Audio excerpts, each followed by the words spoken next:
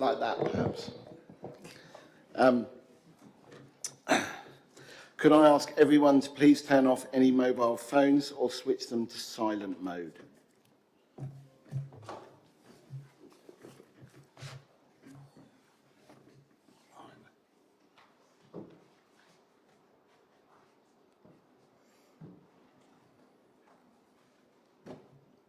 Oh, come on now. Right. Okay. In the event of a fire alarm sounding, please follow the council officers out of the building and do not use the lift. Members are reminded if you need to leave the room during consideration of an item, please alert myself and we will consider if it's an appropriate time for a short adjournment. As the chair, I'm entrusted to maintain decorum of this meeting. I would therefore like to remind councillors that respect is to be shown to all members and officers in the chamber. When someone is speaking, I would ask that other members listen and do not hold their own private conversations. Any members who do not respect this will be reminded. Can I also remind members, where necessary, to complete the gifts and hospitality book located by the sign-in sheet. Officers, when you have finished presenting your item, you may leave the meeting. At the end of the meeting, can I ask all members to place their nameplates on the table directly outside of the chamber and dispose of any confidential waste in the wooden bin outside the chamber, and non-confidential waste can be placed in the recycling waste bin. So, item 1, apologies for absence. Can the Democratic Services Officer confirm if we received any apologies for absence? Yes, we have, Chair. We've received apologies from Councillors Attiwell, Bortflower and S. Doran. Councillor Howkins is attending as Councillor Bortflower's substitute. Okay, thank you. Item 2, minutes.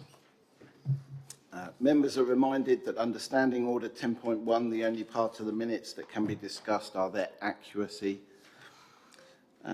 Are the minutes of the meeting held on 1st of December 2025 agreed as a correct record of proceedings? Are the minutes of the meeting held on the 26th of May 2026 agreed as a correct record of the proceedings? Thank you. Moving on, disclosures of interest. Does any member have a disclosure of interest to make in relation to any item on this agenda, aside from the standing declaration from those committee members that are also Surrey County Councillors and West Surrey Councillors? I'll take that as a no. Item 4, questions from members of the public. We have not received any questions from the public for this meeting.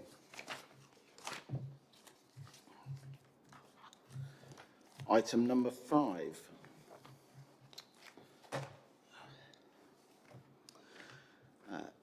AI Policy 2026 revision. This report is for the committee to consider the revised AI Policy 2026. Tim Snook, Sustainability and Resilience Lead, will present this item. Thank you very much and good evening everyone. So effectively what we're doing is we're reviewing the AI policy that was adopted in 2024 to better represent the capabilities and function of what currently AI can do, whilst also introducing the ability to use council-specific information and personal data where appropriate after following the channels of procedure to get it approved. This specifically is to reduce the remit of all AI or Gen AI to just Microsoft Copilot, which is underneath the Council's 365 work environment. Now, what that means is that effectively, when you're logged into your Council account and you use Copilot, it stays completely within the realm of the Council and our IT team. So it's completely controlled and no information can leave that space or leave the remit of the council.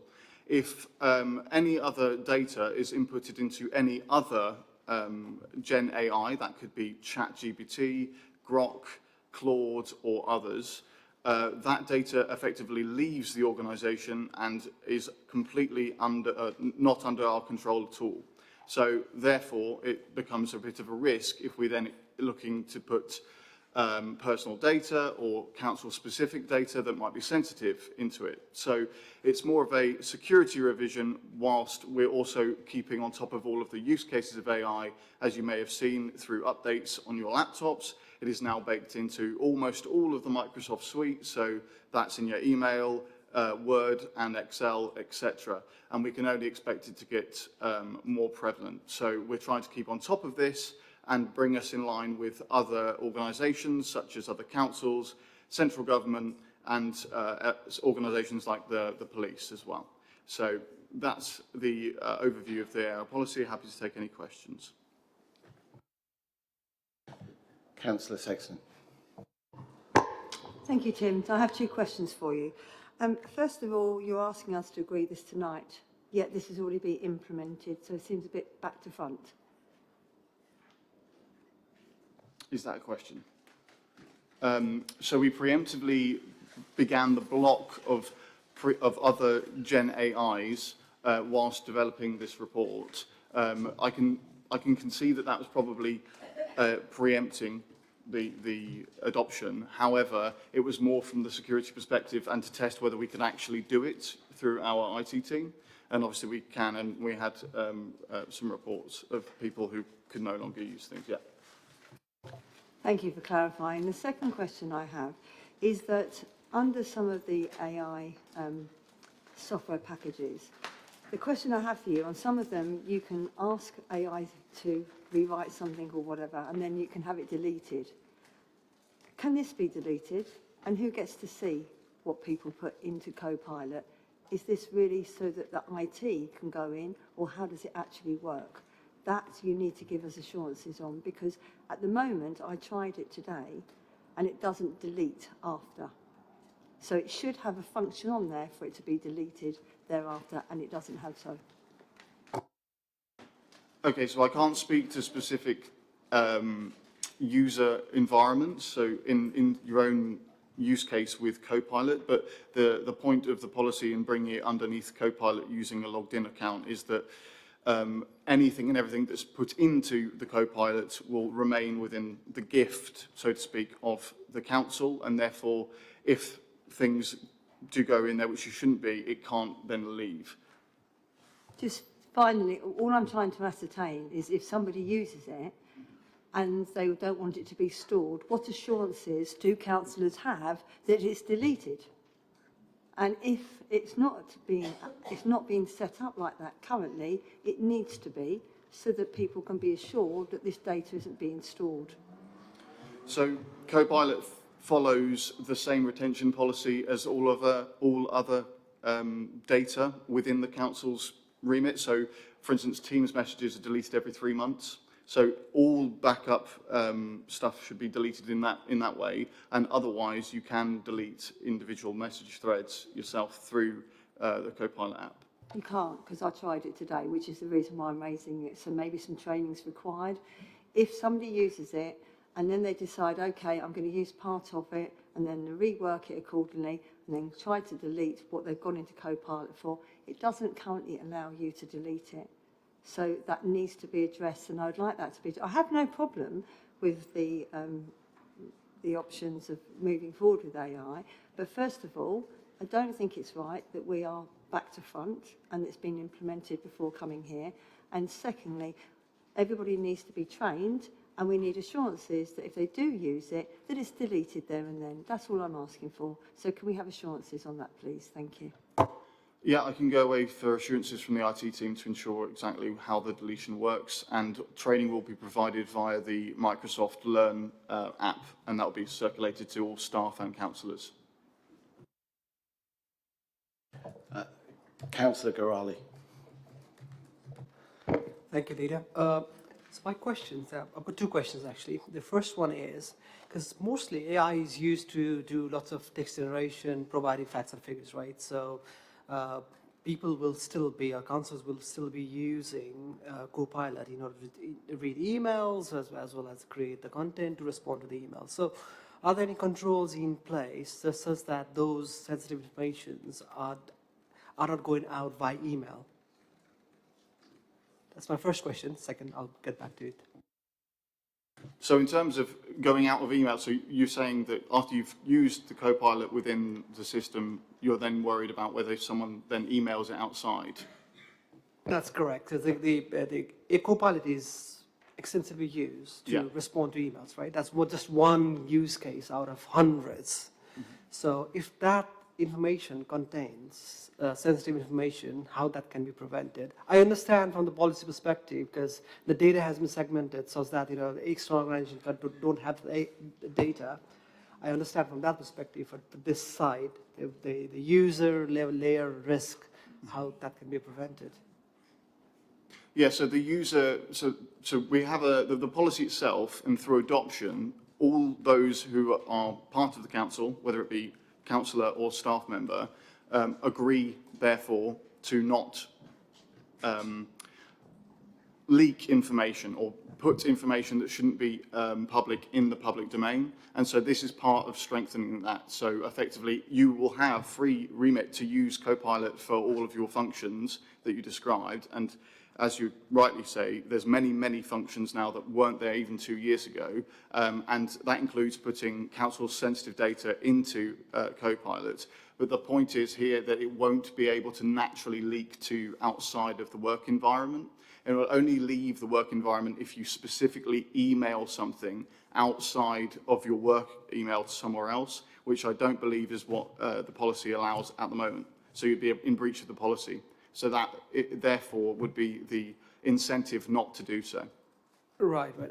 I understand from the data perspective, right? Again, there are human errors. I wanted to know if there are any controls in place. There are controls in place. By the way, I'm an industrialist, right? I work in AI, right? Yeah, there we go. So I do know what other controls should be in place. And I do have a concern that councils are actually blocking AI instead of encouraging it.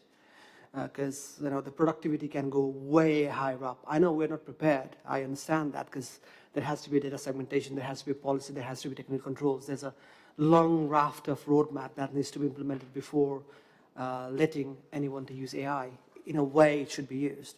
So I understand all that fact. I wanted to see if there are controls in place to prevent sending information via email, which is generated by AI. So going back to my second question, blocking use of AI is understand like not ideal, but that's where we are. What's being done in order to actually encourage to use AI to save time, right? Because a lot of the things like even the issues council deals with, like tens of evidence of one particular cases that we're dealing with. Using AI, it's a lot easier to compile them together, send it over to officer. That's saving quite a lot of time for us. But we're sort of like going backward now. So what's the strategy moving forward? So the strategy moving forward is obviously to bring everyone under Copilot, and then from there, you're able to teach people via the Microsoft Learn function all of the functions that Copilot currently allow within the remit of the council. I can appreciate that obviously the use case of AI is incredibly increasing and it's getting more prevalent in different areas. And we have seen in the research behind this use cases that we weren't expecting from not only councillors but staff and different teams. And so the next step here would be in preparation for the next authority, West Surrey, how they want to adopt this. This is more of to prevent any sort of leakages or misuse of AI under the current policy that we just didn't foresee 2 years ago when it was first written. Sandy, did you want to say something? Yes, thank you. Thank you for those comments. I mean, one of the things that we do say in the policy is if you are using AI, you still need a human to check it. So certainly, I would hope that when you refer to emails, that people that you are sending the emails do check them and make sure that there is no sensitive information in there. Also, we do have mechanisms for when sensitive information is going out, that either there's a message comes up or it's automatically encrypted. Thank you. Terry, did you want to One second, Suraj, Yeah. sorry. Thank you, Chair. Yeah, cool. Just picking up on the councillor's point about the potential efficiency gains. So as Tim says, this is not about preventing AI, it's about using it in an appropriate way. But you're absolutely right that training and raising awareness. But I am aware that there are good practice examples across the organisation, and in particular, the colleague on my right, I attended a team session he did when he was demonstrating to the team how to use Copilot to generate significant efficiencies, and that, my understanding, has been very much embraced by the team. So that, and there'll be more of that, I'm sure, across the organisation. So we absolutely do, particularly in the resource pressures of public sector, that will be increasingly a focus of councils, and as Tim says, that will certainly be a focus, I'm sure, of West Surrey moving forwards. Did you want to add something, Suraj, briefly, because we've got a lot to get Yeah, through? I just wanted to add a quick point, but I think, yeah, Debbie, you've already mentioned, because the training for Microsoft Lawn, I think it's quite important for the councillors. Maybe like 15 minutes recorded training or something like that would be beneficial. Thank you. I think it's important to say with this that there's very much a message here that this is about member conduct, and I'd like us all to take that away and pass it on to other people in our groups and those that don't belong to a group. This is about keeping commercially sensitive information safe through by avoiding poor member conduct. Okay, there is no overriding message there.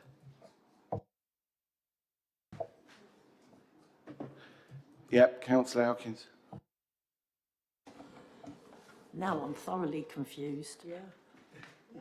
I just about got to what was it, that co-pilot thing was about, and then you added in that bit. It's like, now I'm really confused. And perhaps I shouldn't have done, but I think there's a really important point here.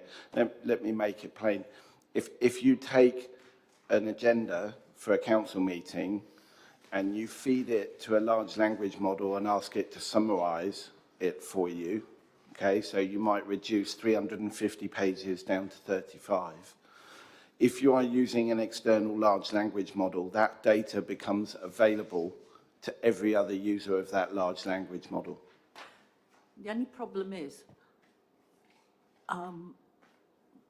when I turned around and did my education, they hadn't even invented the computers, and that turning around and assuming that everybody is up to date and knows what they're at is a bit of a imposition on Spelthorne's part. And I'm sure that I am not the only, I'm probably one of the few councillors that's prepared to say, I'm not an expert on computers, where I'm sure that many are, and that this needs some actual one-to-one or room training, not turn around and follow a sheet, follow a help, whatever you call it. I think that's a fair point, and it was raised by Councillor Sexton as well, and Tim has undertaken to look at the training issue. But yeah, I mean, I don't use large language models, and particularly not for anything I'm doing regarding council, and I suggest others do the same.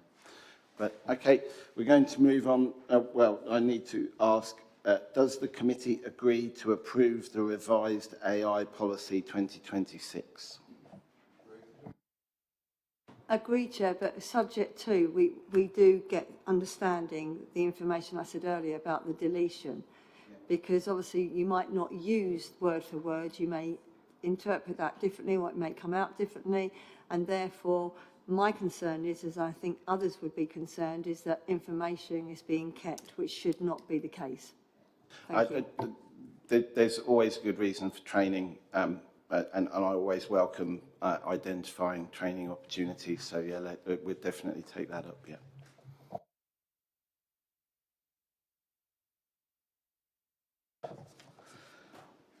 Item 6, write-off report. The committee is asked to approve the sundry debt write-off 13,138, which related to irrevocable debt relating to 2 bed and breakfast temporary accommodation cases and 1 rent assured accommodation case. May I ask Sandy Muirhead, Group Head Commissioning and Transformation, to present this item. Ken Emerson is also available online and can answer any questions if required. Thank you. As I think you know, I have brought previous write-off reports. Really, it's good practice to organise write-offs of certain payments because we're not going to recover them. Sundry debt, we do try and pursue as far as possible through all sorts of means to recover any debt that's owed to us, but every so often it becomes a fruitless task and we would end up spending more energy trying to recover than actually getting the money back. So here we have 3 from bed and breakfast, which, as the leader kindly said, amounts to £13,138, which constitutes 3.05% of the overall debt of the council and 5.10% against bed and breakfast and rent-assure schemes combined. So we were just requesting that this amount is formally written off. We will continue, obviously, to bring any write-offs through committee that have to be undertaken that are over £3,000. Any others can be written off under delegated authority. Thank you. Before I invite questions, may I please remind members that specific details contained in Appendix 1 are confidential. So if you wish to refer to specific details, we'll need to enter a confidential session. So just be aware of that and let me know if you want to go into a confidential session. And any questions from members? Councillor Hawkins. I can understand the reason for write-off, and I accept it has to be done. How long, I mean, these are going back 7 years. Is it that we normally wait this length of time before they're write-off? And, you know, it's good to see that they're supporting those that need it with domestic violence and that. And also, are these people informed down the line? So Fred Bloggs has had his debt written off. Will he be informed? So that, you know, if he's been concerned and been trying to pay it off, as clearly one of these has, will that then be written off? Will they be aware of the right? Yeah. Ken, are you the best person to take that? Yes, thank you. So the reason why it's 6 years is obviously because we do our utmost to protect the public pound and collect as much money as we can. You'll see from the information that we managed to get the vast majority of money back in each of these cases, but we're not able to get the last amount for them. One of them has an IVA, so we can't pursue that any further. The other 2 will be written off, so they will be informed in due course that the amount is no longer payable. Councillor Sally Goplis. Thank you, Chairman. Just saying 13k is a drop in the ocean because the debts are huge. This is a very tiny amount. I think you did refer to the percentage of the actual debt. I'm not going to veer into part 2, and I know that I should mention it if I do. I'll keep it general. I haven't even got it open in front of me. First of all, just saying the word automatic write-off, it sends a terrible message out there to the people that are struggling to pay their council tax every month, writing this off, 13k, write it off, when actual fact it's part of a bigger debt, yeah? But I've got a general question on this because I genuinely don't know. But so bed and breakfast, why do we owe money? Who do we owe the money to?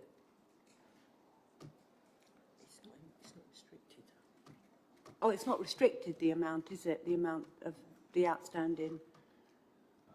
I'm just... who's the money owed to? Who's the money owed to? And also, with regards to the rent guarantee, do we not do any due diligence on someone we're going to do a rent guarantee on to make sure they're good to pay? Thank you. Good questions. Thank you. Terry, do you want to take the first I one? just want, yes, thank you, Chair. I'll just initially put it into context because this is in terms of debt owed to the council.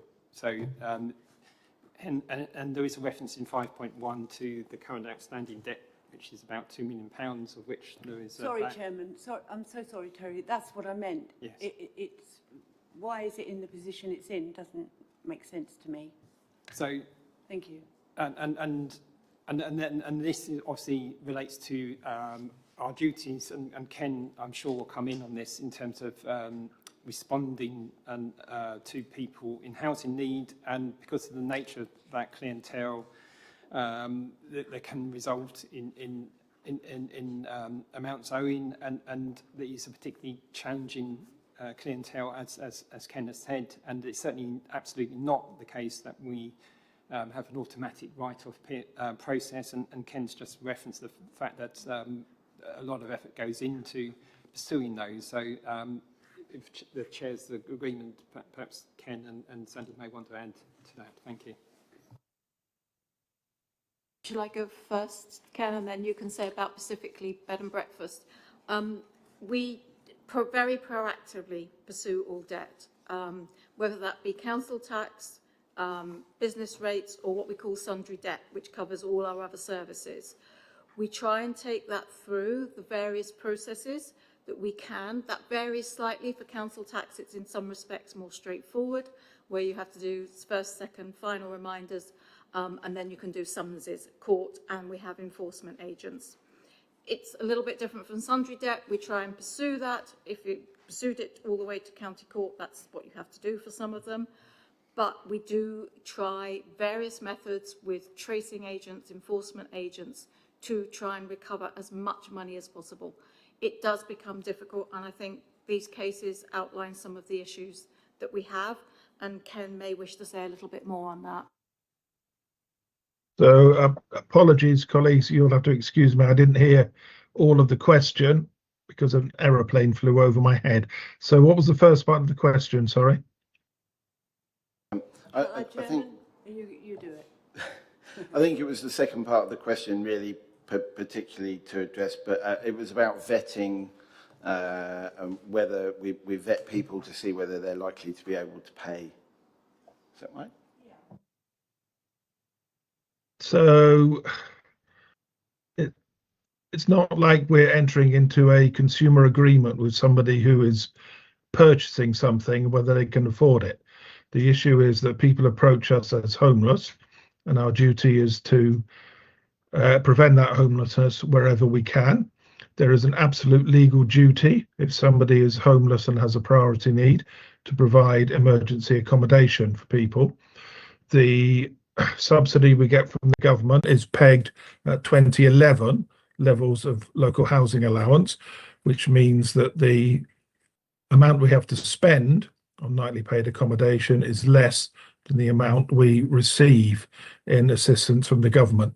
So it's not if you apply to the housing register for social housing, there is an income qualification. If you are approached as homeless, then there is no such thing for it. There is an absolute duty to provide that accommodation. If you don't, you can be challenged by law. And any accommodation we provide for people has to be affordable for that customer. So somewhat perversely, if somebody is working on a very low income and not eligible for any of the benefits, we have to then lower the rent for them, potentially, to make it affordable for them. So in these cases, as I said, we do what we can. The benefits system is not kind to us, in the sense that there is an inbuilt delay for assessing people's eligibility for universal credit. So sometimes somebody can be in and out of nightly paid accommodation before their assessment for benefit can be assessed for people. So we don't, as I say, it's not a legal requirement to assess people's ability to pay for things beforehand. The legal requirement is that we provide accommodation for homeless people. Thanks, Ken. Yes. Yeah, thank you. So you just said it's not a legal requirement to assess someone's enablement to pay their debts, yep. But If they're we are- homeless. yeah, but we're legally required to house someone. So when we look at, and I'm sorry to labour this point, Chairman, this would be the last part. When we look at this rent assure, did we not look at due diligence on their ability to pay? Is that what you're saying? We didn't do that, right? Is that what we're saying? Uh, if they were No. homeless, then we would not. Oh, go on, Ken. Yeah, no, the good thing about our rent assure thing is that means that people in poor credit history, which applies to millions of people across the country, are able to access accommodation for them. What can happen is a change in circumstances in between, and people's income then changes beforehand. So the issue for us is on the rent assure issue is that we obtain accommodation that's cheaper than doing nightly paid accommodation for people.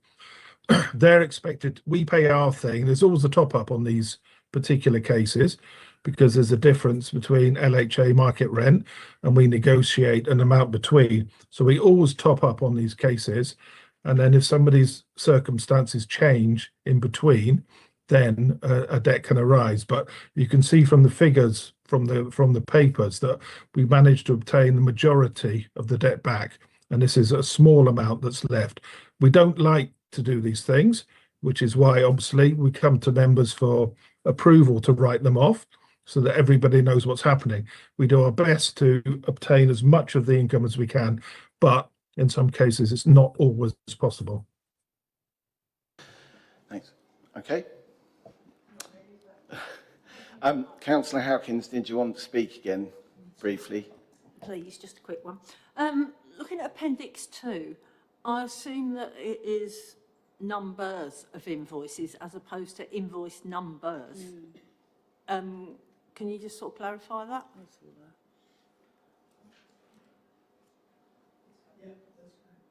So that is, so we've got over nearly £4,500 invoices that are outstanding. Yeah, that's correct, but all are for different amounts. Some of them Yeah, will be for small yeah, I get amounts, that. so the weighting doesn't apply. Yeah, so year 5 and 6 is going to be 150,000-ish. When's that going to be written off?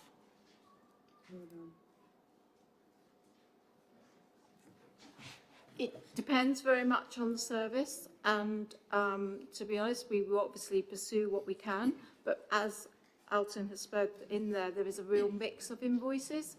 So, for example, sometimes it can be a small sum for, say, a stray dog, which can be £20, £150. After a certain length of time, it would cost more in officer time to pursue that. So the sundry debt and other debts are made up of quite a mix of amounts. So it's quite hard to sort of say exactly, you know, which ones will and which ones won't. Okay, thank you. Councillor Clark, did you want to ask a question? Thanks, Chair. So people get paid for doing work, and if people owe money, is it? And I know what the answer is.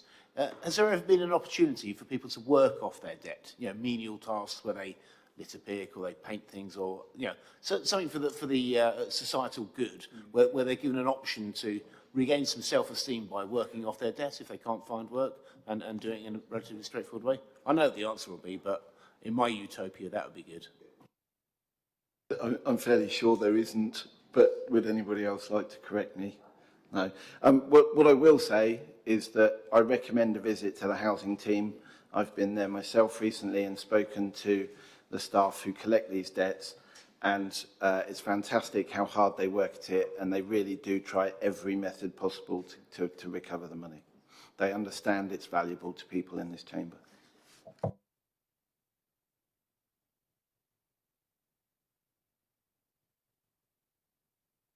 So, does the committee agree to approve the sundry debt write-off of £13,138, which relate to irrevocable debt relating to 2 bed and breakfast temporary accommodation cases and 1 rent assure accommodation case? Thank you. Item 7, proposed council transitional plan 2026-27. This report is for the committee to consider and agree the suggested amendments made to the proposed council transitional plan 2026-27 following feedback from the council service committees, and endorse the amended transitional plan 2026-27 for recommendation for adoption by council. May I ask Lee O'Neill, Deputy Chief Executive, to present this item? Thank you, Chair. Evening, councillors. On the 26th of May, this committee approved a draft council transitional plan for consultation with the council service committees. In light of a number of significant challenges, including not least the ongoing Surrey local government reorganisation, it's no longer practical to deliver the full range of ambitions set out in our previous corporate plan of the 2024 to 28. The transitional plan's therefore been developed to provide a realistic and focused roadmap for the council during its remaining period as an independent authority. The plan sets out a targeted programme of achievable actions linked to the council's existing cares priorities, adapted to reflect current circumstances and the need to continue to deliver both statutory and discretionary services, whilst also complementing the council's improvement and recovery plan. And through this approach, the council aims to leave a strong legacy of sound governance, financial stability and effective service provision, helping to ensure a seamless transition to the future unitary council. As the 2026-27 budget had already been set, all commitments within the transitional plan must be delivered using existing budgets and staffing resources. During the consultation process, service committees were invited to identify how any additional proposals could be accommodated, including through reprioritisation of existing activities or by drawing upon available grant funding. Comments and recommendations received from the service committees have informed further revisions to the transitional plan. The updated plan is now being presented to the committee for consideration, with a recommendation that it be endorsed and referred to full council for approval. The proposed updated transitional plan actions are attached. The proposed transitional plan updated plan is attached to Appendix A, and Appendix B outlines the comments received from the service committees and explains how these have been incorporated into the plan where appropriate. Stop there. I'm happy to take any questions. I'm not sure if Gordon wanted to add any more to that at this stage.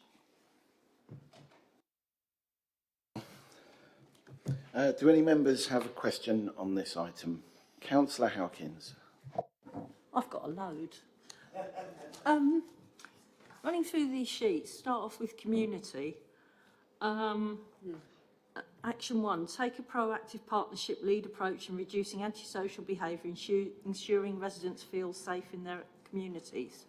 How does that fit in when we're proposing to take away the playground, the sports field and Long Lane Stanwell and replace it by a paid football facility? That way residents aren't able to use it.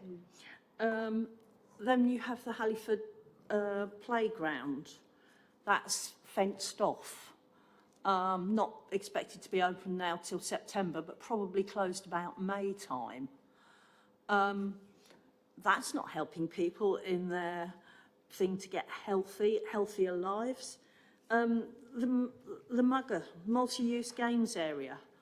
From what I can gather, that wasn't actually wanted by the residents, and there's been umpteen,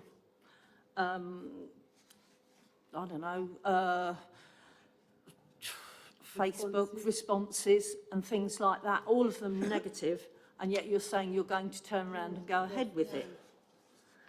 The turnaround and the deliverables. We had a simple thing called a Better Neighbourhood Grant. That was cut by 50%. That was a small amount of money that we could use to go to our residents. Addressing housing needs. Will Noel Green Estates be bringing in... Karen, can I just check, because I can't keep up with you. Are we still on the community page, Oh, or sorry. we moved on? We can answer them on community and then I'll go on to housing. Okay, all right. Yeah. Lee, you're happy to address that? I think Terry's can talk about the first one anyway, so... Yes, thank you, Chair. Just picking up on one of the first opening comments in terms of Stanwell playing fields, because I'm aware there's been a certain amount of communication, but the council has no formal position and is, and let's make clear, is not supporting current proposals which are coming from a particular club, and we feel that it's not appropriate for this council. It's an issue for West Surrey, and also there needs to be more to be Some done. councillors are supporting it. Well, and just in terms of the overall position of the council, and in terms of more work, I think needs to be done in terms of demonstrating local stakeholder buy-in. So I just wanted to make that point. Thank you. So just picking up a couple of the other things, I think you referenced Halliford play area being closed. I think one of the deliverables we have got is installation of a new play area in Halliford Recreation Grounds. It may well be it's related to that, but I can check that one out, that one out for you. In relation to the Muga, I think we've made it clear in the second appendix that this, the wording there isn't saying we are going ahead with it. It's just we're progressing the plans, which we would need to follow up on various things and come back to ENS committee with the feedback on that. Better neighbourhood grants, as I say, I think it's something that obviously a decision was made, and we have to try and live within our financial means, and that was one of the things we had to deal with. So I'm probably moving a little bit beyond the next set of questions. We turned around and today received a invitation to a Teams meeting to discuss the multi-games thing, so it must be progressing, or else they'd have sent us an email to say it wasn't. Well, whichever direction we'd have to go in, we'd have to consult and speak to councillors. So that's not saying it's not that I wouldn't draw a conclusion from that. It's progressing. It's about advising councillors what the next steps are in relation to that particular. Okay, right. Shall I come round and ask about housing then? Please do, yep. Yeah. Is Noel Green Estates housing going to be incorporated into Spelthorne soon? Okay, Terry, yep. So it is on the forward plan of this committee for September for a report to come to send out options in terms of the future of Noel Green Estates, which is obviously very much also in the context of the improvement recovery plan, which includes the housing as one part of one of the themes, and also very much in the context of the local government reorganisation process, and so those options will be framed in terms of that context as well. Thank you. Right. Last one on housing, HMOs. We had that really bad incident in Laleham, and we were told that there was going to be a full inquiry into it. Yeah. As the Laleham and Shepperton Green councillors, we still had no feedback on that. When can we expect to hear something?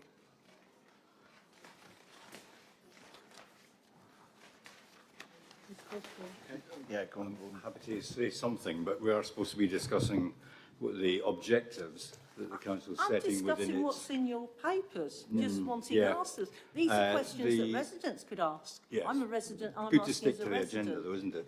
I mean, your very narrow question, specific question, what I would have communicated to you and all councillors that there was going to be a investigation into how we came to give inaccurate information in public.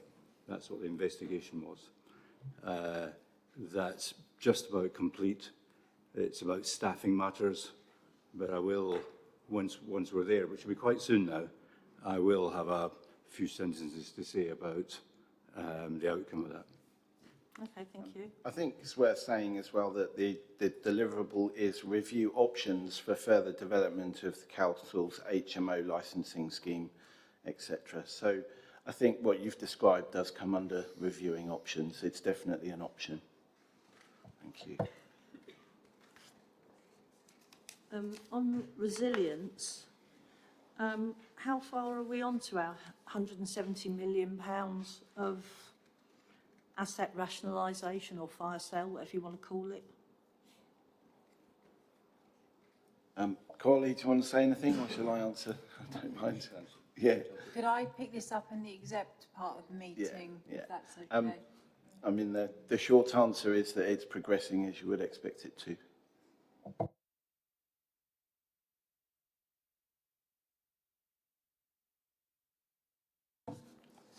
Last couple on the environment. What's happened with the River Thames scheme? Sandy, yes, please. Yes, thank you. Basically, I understand that the River Thames scheme had to redo its outline business case, which is currently sitting with Treasury. As soon as we get a response from Treasury, which the Environment Agency hope will be positive, the scheme will progress to development consent order, but we're just waiting to hear at the moment. Thank you. And can we add the river ash onto environment?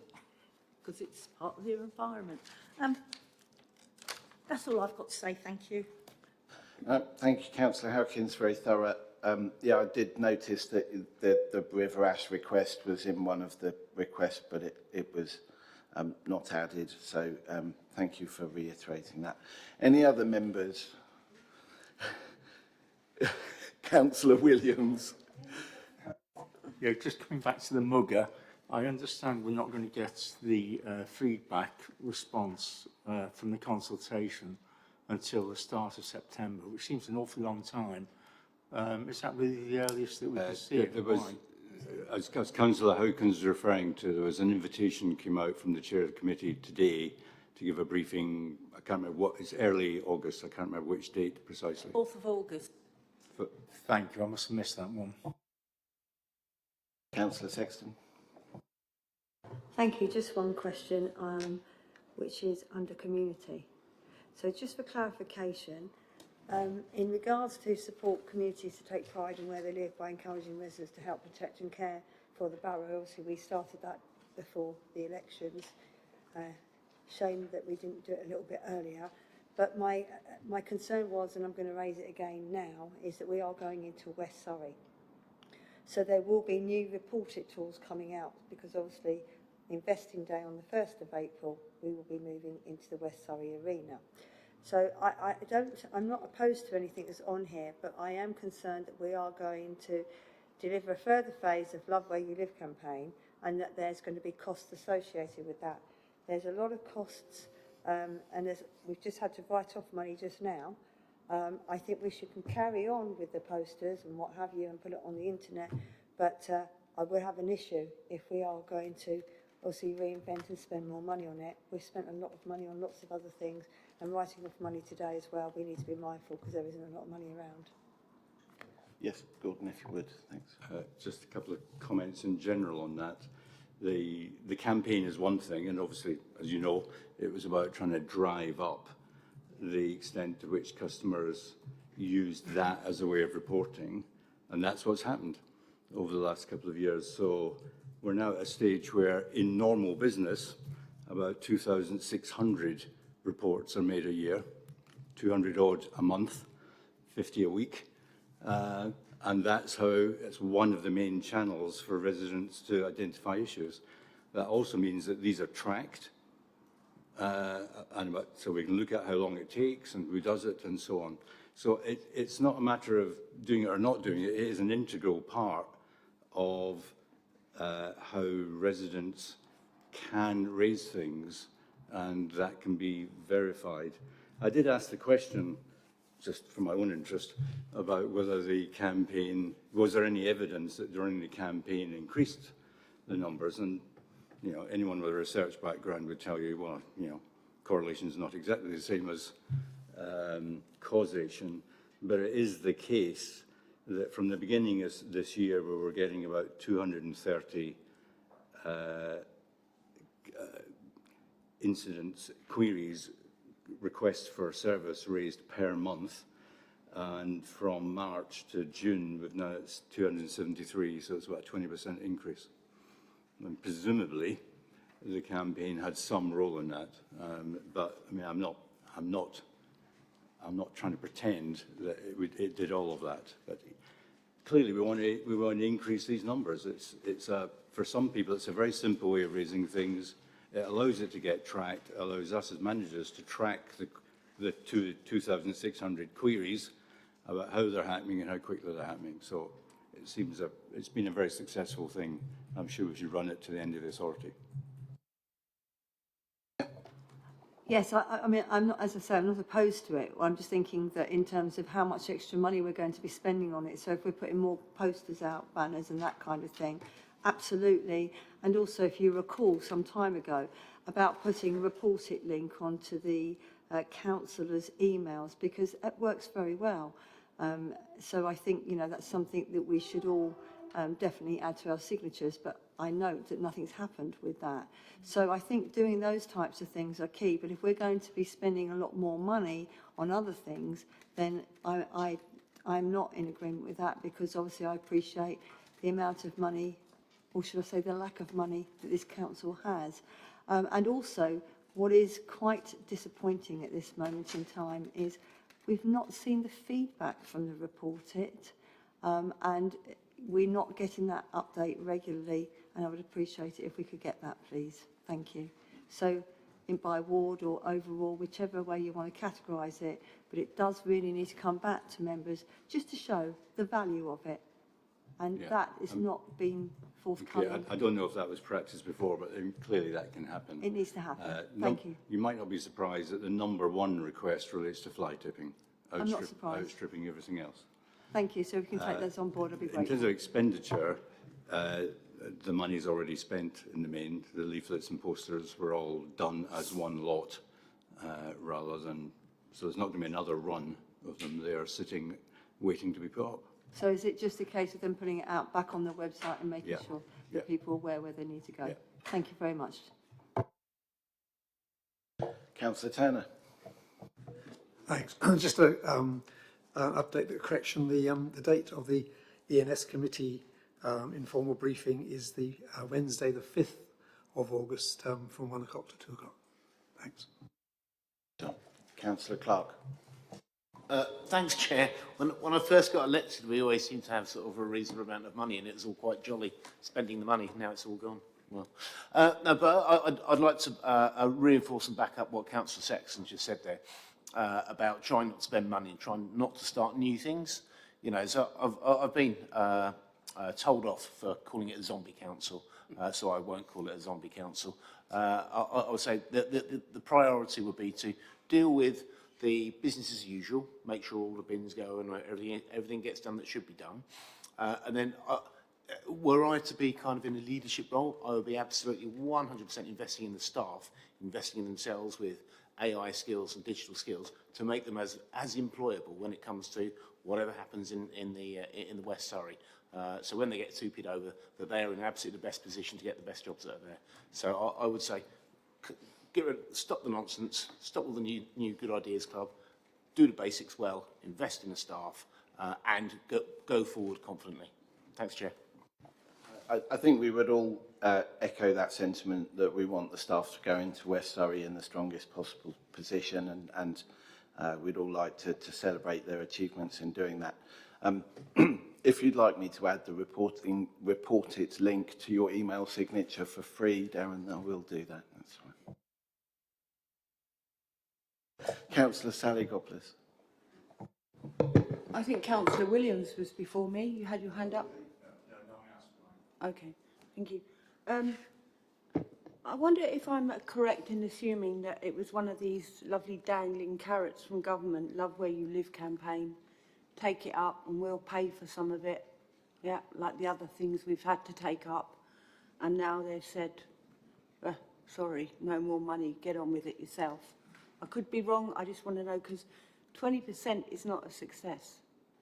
And I think I go along with what you're saying, that we shouldn't be starting anything new.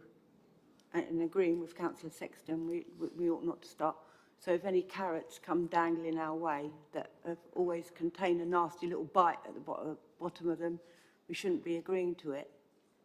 So am I right in assuming that this Love Where You Live campaign was something that came down from government, or did somebody else think of it?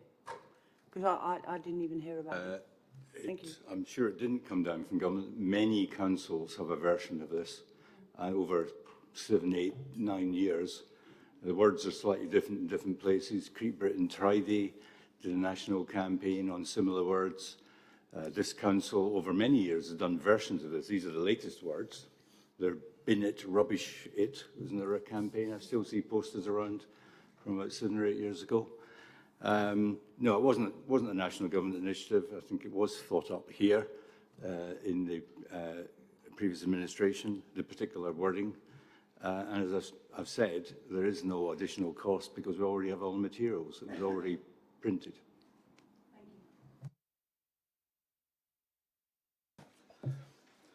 Okay. Does the committee, 1, agree the suggested amendments made to the proposed Council Transitional Plan 2026-27 following feedback from the Council Service Committees? And 2, endorse the amended Transitional Plan 2026-27 for full recommendation for adoption by full Council? Thank you.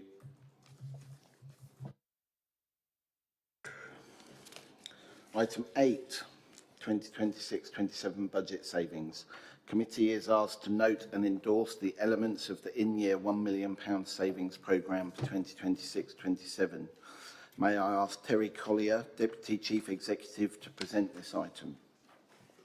Thank you, Chair. So this report, as you have spotted, significantly links with the next report on the agenda, i.e. the report on Period 2 Revenue and Capital Monitoring. There's some consistency in terms of the data in the two reports. And to put this into context, when we were looking as Council to set a balanced budget for 26-27 back in February, the underlying budget gap was approximately 18 million, and clearly that would have been a significant, if all of that gap had been met by use of reserves, that would have put a significant pressure in terms of the balances which will be passed across to West Surrey at the end of March 27. So within the budget for 26-27, there is, as the report highlights, there's 5.8 million of savings, of which 4.8 million were built into specific budget lines within the budget for 26-27, and 1 million, which is the particular focus of this report, was set as an in-year savings target, not specifically allocated against individual service budget lines, but with the view that it would be delivered in year by the end of 26-27. And the table under paragraph 2.3 summarises the position with regard to the 4.8 million built into specific budgets, and as you note, that's broadly on track. And then the table under paragraph 2.5 summarises the position with regard to the £1 million target, and as at the end of May, our assessment was that we were broadly on track. You will note from this report that the nightly paid accommodation savings element accounts for roughly 60% of the savings target, and whilst at the end of period 2 this strand was broadly on track, this is clearly a particularly significant part of the delivery programme, and therefore it's particularly important that we scrutinise and focus on this element. And we did have a report which came to the 2nd of June Community Wellbeing and Housing Committee, which was approved by the committee, and at tomorrow's Improvement and Recovery Board, there will be a deep dive focus on the nightly paid accommodation and to review how that is progressing and in terms of resource which has been put in to ensure that we remain on track. So I'm flagging that to make the point that we are keeping that under review, and if necessary, we'll look to build in some additional resilience by looking for some additional sources of savings. So that will follow on from that assessment.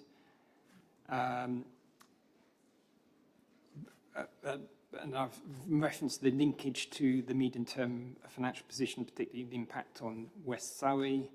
However, it is worth noting that if we deliver the asset rationalisation targets for this council for this year. That will improve the, as the Chief Executive commented in a separate briefing earlier today, would improve the revenue budget position of West Surrey Council by approximately £16 million.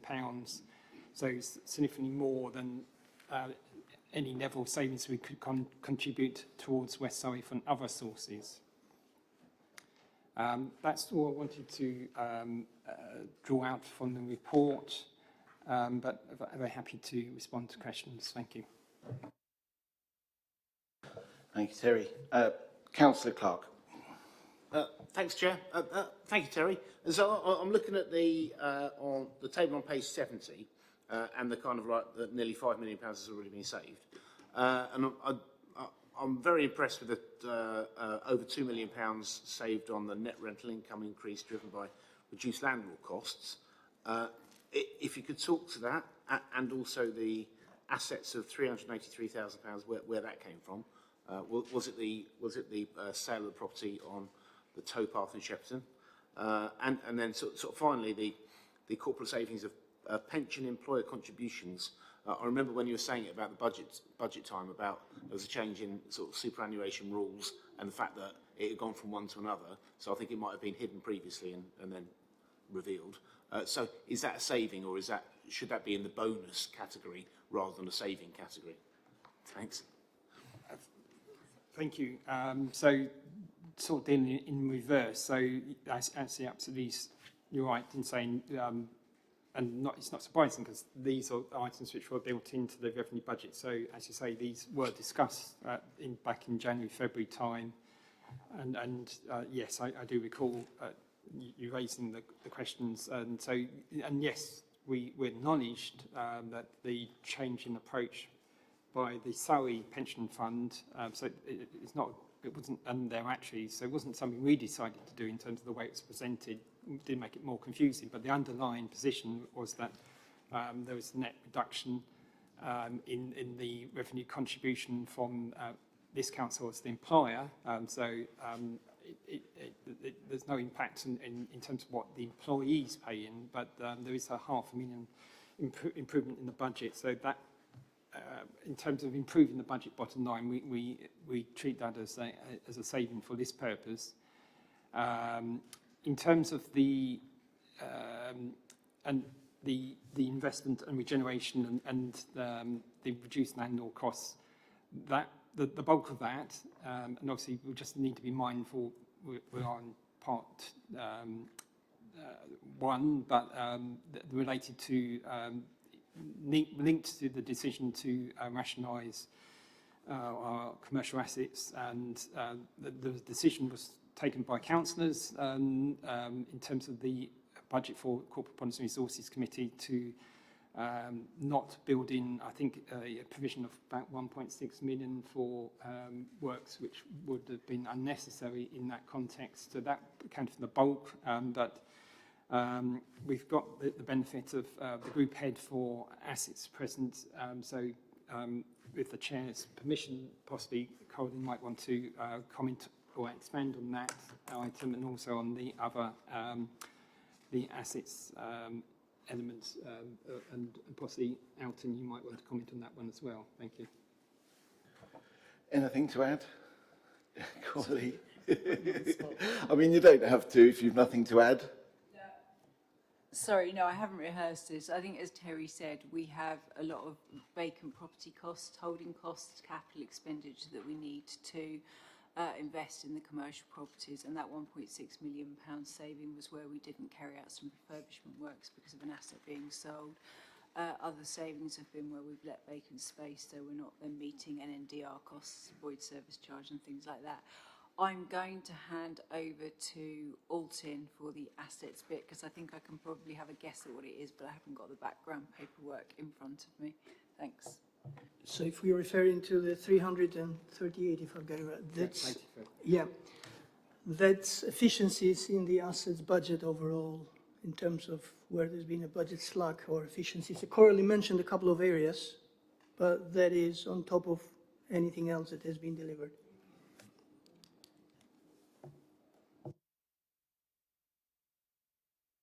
Councillor Howkins. Just a quick one. Out of the 4,750,000 odd, 900,000 of it is forecast. Around 900,000 of it is forecast. How realistic are we that these forecasts will be achieved? Thank you, Terry. and Altin may well want to comment on this. But so firstly, some are more straightforward than others. So the decision not to invest in or not to incur expenditure relating to those particular assets, the decision has been taken not to undertake that, so it simply won't happen. Whereas with some of the others, we need to monitor on an ongoing basis to ensure that we do actually deliver and achieve those savings. So hence the point I made earlier about this report is very much linked to the next report, which our team will be covering in terms of the forecast, and that is why it's really important that we have in place a robust monitoring process, which is reviewing on a monthly basis the position, and then quarterly updates come into this committee. So this is the position based on us being fairly early in the financial year, but we'll keep this updated as part of the ongoing regular monitoring reports, and obviously we'll be highlighting if that position changes. Thank you. Councillor Williams.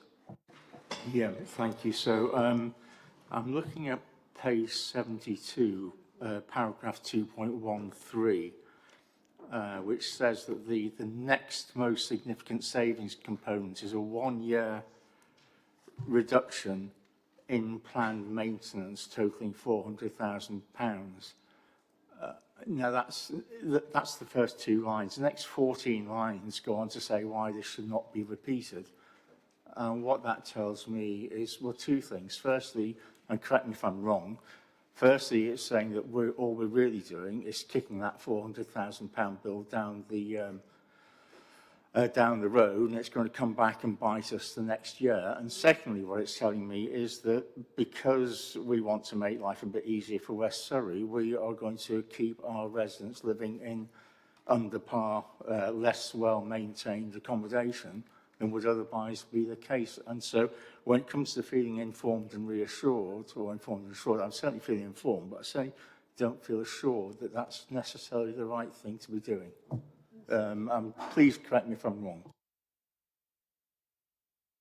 Thank you, Corley.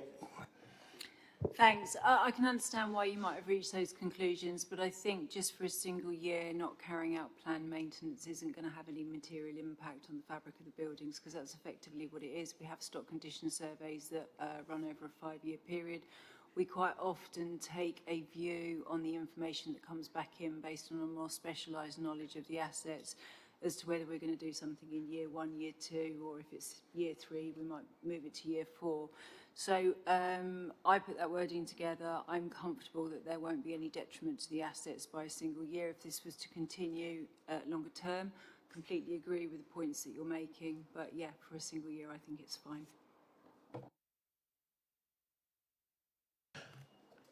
Anybody else? Any other questions? So this report is to be noted and endorsed. Does the committee, hang on, get the right one. Does the committee agree to note and endorse the elements of the in-year £1 million savings programme for 2026-27?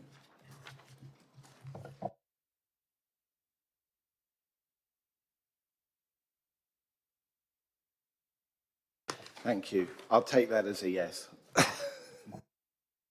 Okay. Item 9, General Fund Revenue and Capital Outturn for month 2, 2026-27. There was an additional email with an additional document for this item. I hope you all picked that up.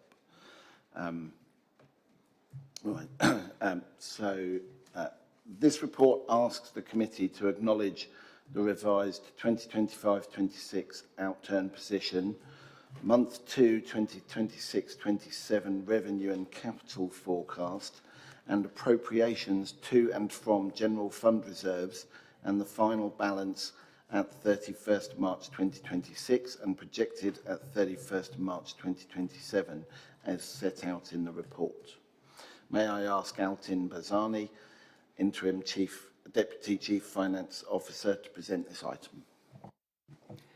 Thank you, Chair. So this is the first reporting of the budget position for the year in a series of reporting we're going to do. Monthly, we'll do it up to the management team and quarterly coming to the committee. And it's the second instance that we are using a comprehensive report that covers all areas of reporting. For month 2, we reported an overspend of 5 million against a 19.3 net budget requirement. This overspend, it's almost entirely due to a 5 million increase in minimum revenue provision following the delay in asset disposals in 25-26. So if we would have not incurred that adjustment, the technical adjustment, the underlying budget is broadly on track. Service, it's overspending by 612k in a number of areas, but mainly the headline is staffing pressures and some holding costs from delayed property disposals. And those are being offset by vacancy savings and income and efficiency improvements. In terms of savings, it was mentioned earlier, the target, what's built in the budget, 5.8 million, 3.9 million has already been achieved, banked, and the rest is being monitored on a monthly basis. We have a strict monitoring process around the savings where we compare the budget against the forecast. Where we see that for the areas where the budget has been reduced, there is an overspend, then we reduce the savings that we declare as validated as achieved. Delivery of savings is critical to limiting further use of reserves. The report contains a number of tables on the reserve usage, and you'll see that by the March 27 it's forecasted, the earmarked reserve level is forecasted to be around 18.5 million. This creates a financial risk because of if further pressures arise, and as well it depends on the capital receipts. If they are delayed, then the pressure will be higher. Capital program is about 11.3 million, slightly over budget by 100,000, and that's in the disabilities facilities grant. Had the policy of means tested been approved, then that overspend would have been covered, it would be covered by reserves. Delivery is still early at this stage. It's only 8% spent with a risk of slippage into future years. Current forecast is focusing on that to get the assurance from budget holders and everyone to highlight the project that will slip into future years. Key risks in terms of the budget position is heavy reliance on asset disposables because of the risk of increase in MRP, economic uncertainty, inflation, demand pressures, income volatility could worsen the position, savings delivery risk, which I mentioned earlier, and then reduce financial resilience. In terms of 25-26 outturn, there is an improvement from the last position we reported of about 193 million, which is reflected into improved reserve position. Key point is ongoing financial discipline is essential to ensure a stable transition to SRA Council in 2027. Happy to take any questions.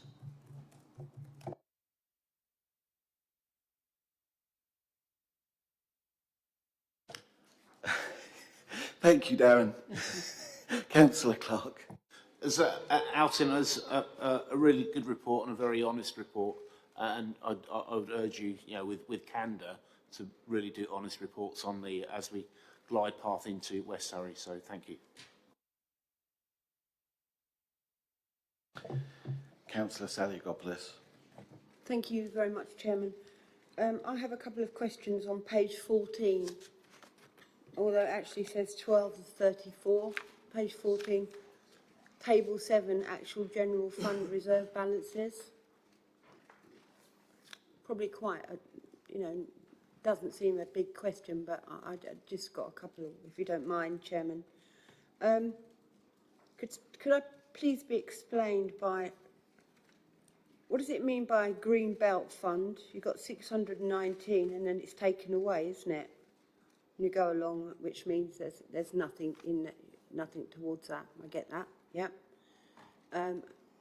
Just a couple more. Is that all right? Thank you.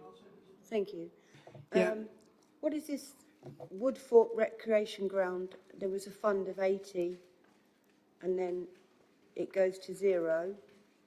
And excuse me, there was one more. No, I'll have those two for now. Thank you very much, Chairman. Yeah, so we did a review of the reserves because a lot of those reserves were historical and not reflecting the council's outcome needs and all the rest. So what you see, where you had the head figures in March 25, they've been all grouped under Service Resilience Reserve. But the nature of that reserve need is preserved in that Service Resilience Reserve, practically. So if it's needed for Greenbelt Fund, others will still be applied. But from the accounting perspective and to reflect the true reserve picture of the authority, we had to review them and group them into the lines that you see further down in the table. If I may, Chairman, so where's all that money gone then? It hasn't gone anywhere. It's been transferred from one pot into the main pot that is called Service Resilience Reserve. So if you follow the columns, where it says zeroed in reserve balance at 31st of March 26, all of that is in that Service Resilience Reserve. That is 20.8 million, which is about 5 lines from the bottom. So they've all been grouped. Nothing has been taken away. Chairman, that's what I was getting at when we looked at the youth fund or the for Woodford Road and Fordbridge Park fund. I was getting at that they hadn't been taken away. No, that's a good question, but well explained. Thank you, Alton. Councillor Sexton. Alton, you mentioned that asset disposals have been delayed, but from my understanding, from recollection last year, this chamber actually agreed to one of the properties within our borough to be sold, but that was stopped by the commissioners, and that's been quite some time now, and I'm not sure if we've had any update on that. So is that the delay that you're talking about, or are you talking about other delays? Because I'm not aware of any other delays. Thank you very much. Thank you.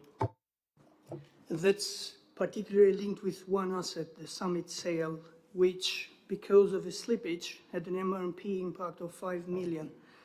And as the MRP is calculated, it's linked asset by asset, and if there is a slippage and we don't have the capital receipts, then we need to increase the MRP to be in line with the statutory regulation. Thank you for clarifying that, but we could have indeed, the other property last year that we all agreed to sell, that didn't go through, and that still hasn't gone through.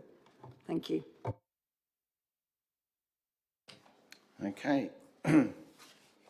Does the committee acknowledge 1, revised 2025-26 outturn position?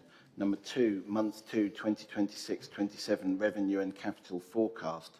Number 3, appropriations to and from general fund reserves earmarked and ring-fenced.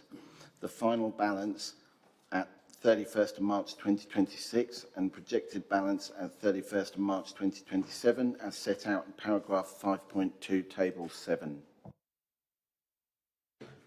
Thank you. So, item 10, financial management governance assurance. This item is for the committee to note progress with implementation of the council's governance assurance framework and policy. Note the current overall assurance level for the 12 governance assurance areas and consider the key areas of focus concerning the governance assurance area relating to financial management as outlined in Appendix B. May I ask Leo Neal and Altin Bazani to present this, please? Thank you, Chair. The Council has been working with its external advisor, Rob Winter, to strengthen its governance and risk management arrangements through the introduction of a new governance assurance framework. This approach focuses on ensuring that governance, risk and control arrangements are effective, enabling the Council to deliver its objectives and provide assurance to stakeholders. In January, this committee approved a new governance assurance policy and framework, and since then we've continued to embed the new approach, including replacing the corporate risk register with a governance assurance register structured around 12 governance assurance areas shown in Appendix A, each with an assurance rating of low, medium or high. Training has been provided to officers and members with a further session planned for councillors who have not yet been able to attend one of those sessions.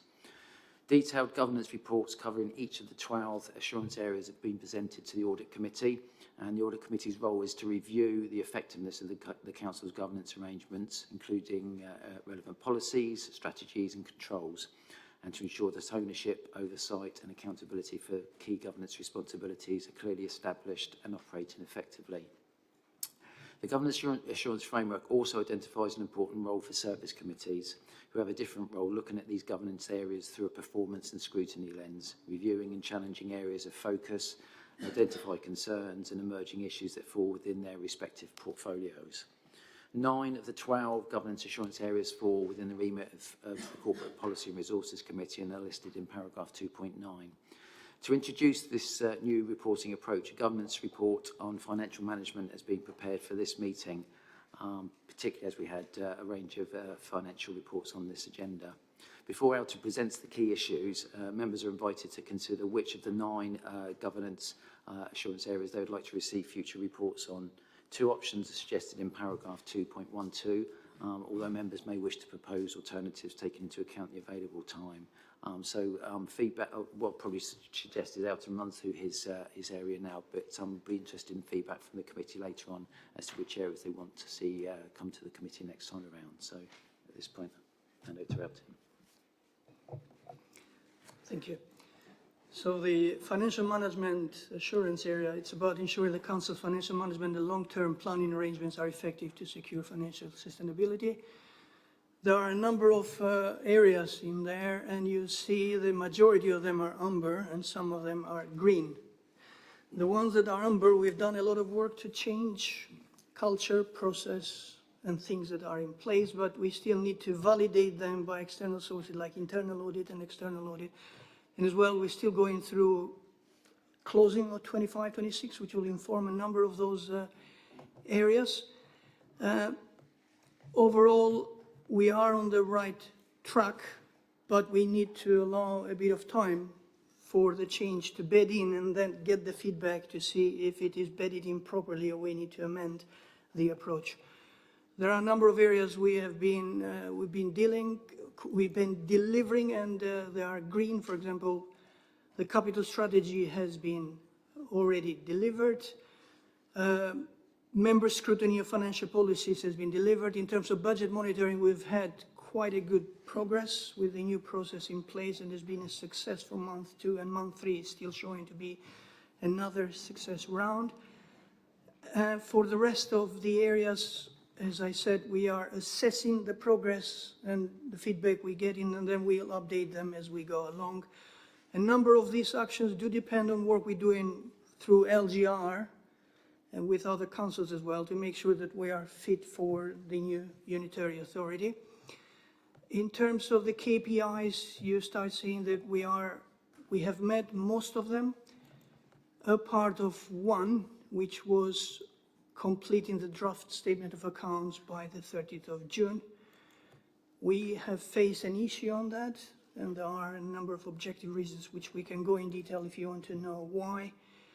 But overall, we are on the right track, and I'm hoping September we report more green, where dependency is obviously on things that are not long-term. For example, dependency on the asset rationalization, hitting the 170 million, it's down to what we achieved in the year. So that will be an ongoing evaluation of those targets.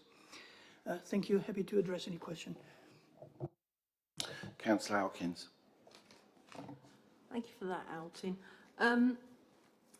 There's a lot of words and a lot going on, and I appreciate that.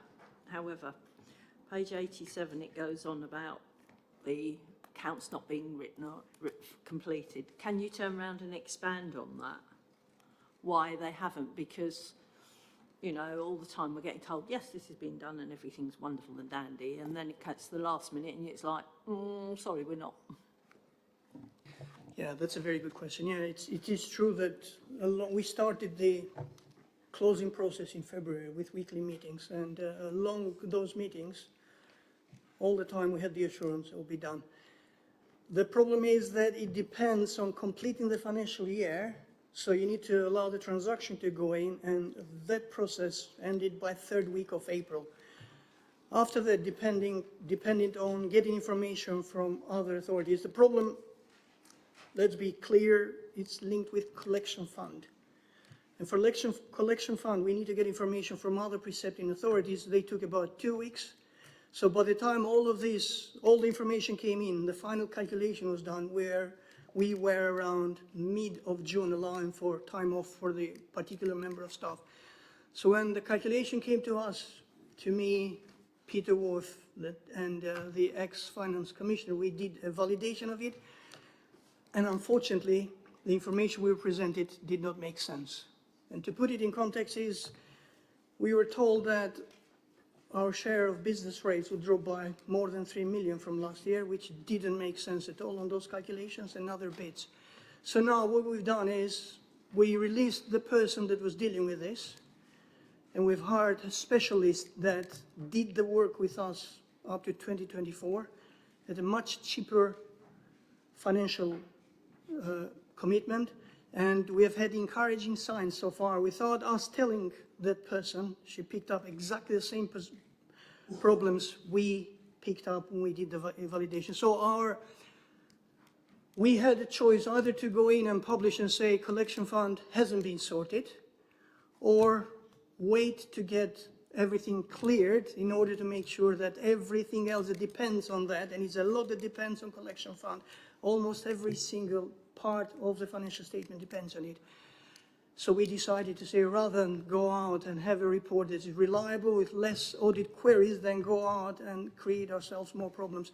And just to put it in context, last year, one of the issues that the auditors found was there was no report on collection fund. And one of the recommendations was this area had to be scrutinized in detail. Hence, we were very, very careful not to rush in the decision to publish something that could change later, and then you have auditors with another 20 recommendations. So feel sorry now than later, but unfortunately we all would have wanted, because 99% of all the tasks on closing were completed, but one collection fund. And as I explained, we never thought we'd come to that point, but it came. Yes, Karen.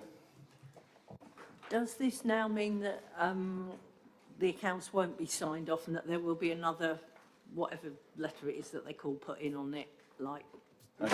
Yeah, Terry, if you can take that, thanks. Yes, so just to add, and I'll respond to Councillor Halkin's question as well, but just to add a few additional comments. So firstly, as Halkin says, this specifically relates to the collection fund, and it should be noted that in addition to the issues which Halkin's highlighted, this is probably the most complex part of local authority financial accounting, hence the reliance on a few experts across the sector. And as Halkin says, we were let down, but we have drawn on a very reliable source. And having spoken to colleagues today on my return, I do have confidence that we will be able to publish the draft, as this report references, the draft statement of accounts by the end of July. We have discussed with the external auditors, this does not impact on their ability to produce their, they agree it's better to get it right, because ultimately this again links to the journey we're on. And we're not the only ones who've had a period of a number of years where we didn't have any external audit. So it's about building things up, and we want to continue that process of ensuring that we've got a much more robust statement of accounts. We do not anticipate that this will impact on the ability of our external auditors to, if we publish by the end of July, they can get on and do other interim testing this month as they originally scheduled. So we do not anticipate that this will have an impact on their ability to report to audit committee in November, end of November, and in turn that means we'll be within the national backstop requirements. As you'll recall from the audit committee last month, where the Members of the Audit Committee did raise issues with my external auditors in terms of their audit plan. The external auditors did make the point that it will be challenging from their perspective in terms of achieving a full non-disclaimed opinion for 25-26, but we're looking, but what they did commit to was looking to provide a much more granular and potentially an in-year assurance report opinion, but they continue to have issues in terms of their open balances, which is not unique to us. That is an issue across the sector in terms of authorities who've had a number of years of non-audit opinions. So to answer your question, Councillor Hawkins, at least we're not expecting that to have to change where we thought we would be in terms of reporting to audit committee. So we do expect, as I say, to be able to report or the auditors to report to audit committee as scheduled, and there is going to be a briefing note going to the next audit committee informing and giving the members of the audit committee the chance to ask questions as of course is entirely appropriate. Thank you. Councillor Sally Goplis. Thank you very much. You may recall, Chairman, and you're a bit of a figures man as well, aren't you, that our outside auditor has said how sadly lacking the audit committee was. I haven't got it in front of me, but it was absolutely damning, if you remember, from last year. So I'm pleased to hear what Terry has had to say. On that, so we know the audit committee has been very sadly lacking, and I'm surprised at you, Chairman. You're the group leader of the Liberal Democrats. You can actually change that to help this council going forward and make the committee stronger. May I facetiously suggest you do that? If I can go to page 80, Chairman,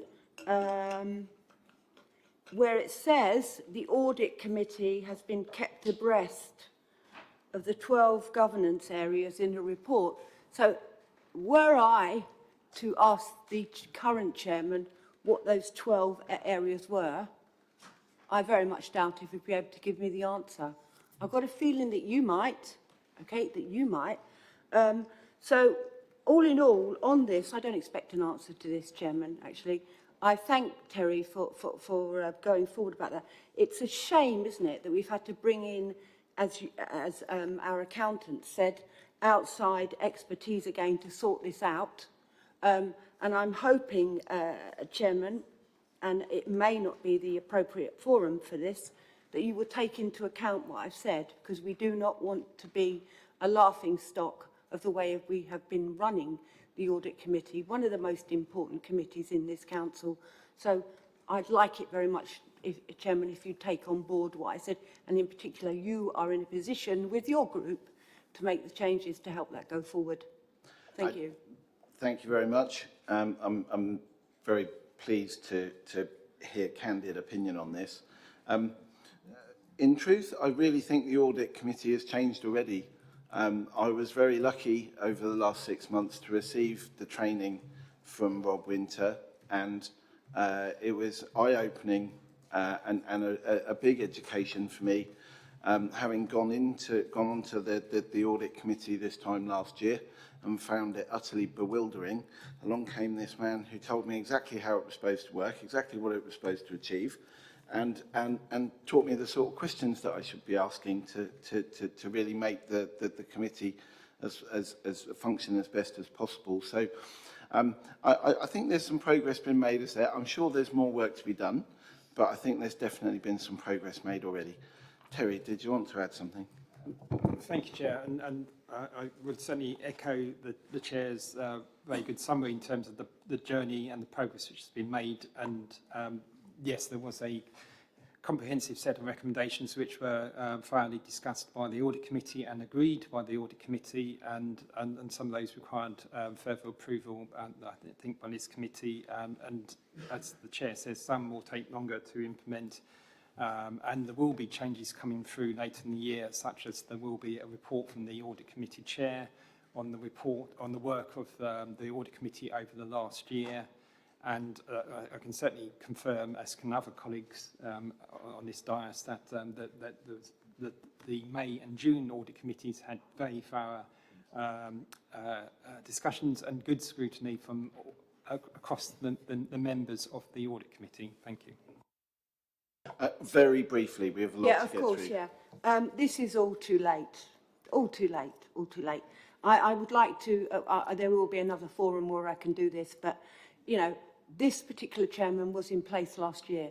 And you, Terry, you just said something very interesting. You said that these reports were never called for, yeah? It is up to the chairman. You did say this one particular report that we had to go out and get from the outside help. A committee is only as good as the chairman, okay? And these are things that should have been done. So Okay, well, can you please take on board, as the leader of the Liberal Democrats, I'm asking you. Thank you. I do take that on Thank you, board. Chairman. Thank you. Thank you. Councillor Button, did you want to add something? Yeah, I have to say I'm very disappointed in Councillor Salakopoulos having a personal go at me as chairman of the Audit Committee. I know you don't like your politics. We disagree on politics. But, well, audit is apolitical. It's not a political committee.